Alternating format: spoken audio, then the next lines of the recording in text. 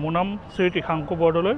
মই যোৰহাট অটো এক্সিছৰ এজন DSC হয়, SCV কাৰ্গো এণ্ড পিকআপ।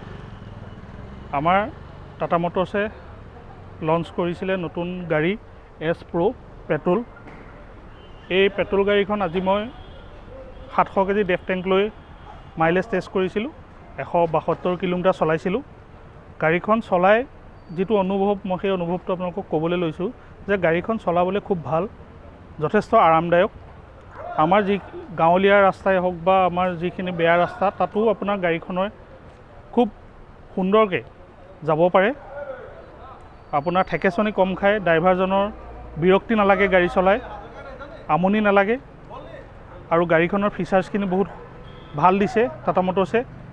আৰু মই 172 কিলোমিটাৰ চলাই 700 কেজি পেলোডত 19.40 কিলোমিটাৰ মাইলেজ পাইছোঁ প্ৰতি কিলোমিটাৰত।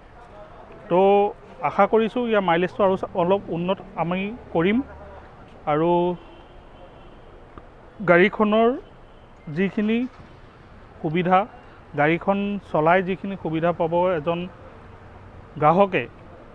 গ্ৰাহকসকলৰ সকলো ধৰণৰ যি আগৰ গাড়ীবোৰত অভিযোগ থাকে যে পেট্ৰলৰ মাইলেজ কম থাকে, সেইখিনি নাইকিয়া হৈছে।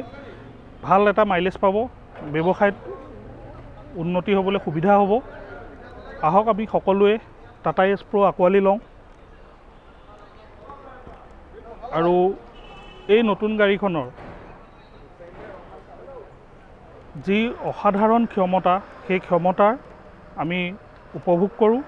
আৰু আপোনালোকে যদি বিচাৰে যে গাড়ীখনৰ আপোনালোকে ট্ৰায়েল ল'ম বুলি ভাবে, তেতিয়া আমাৰ লগত তলত দিয়া নম্বৰত যোগাযোগ কৰিব।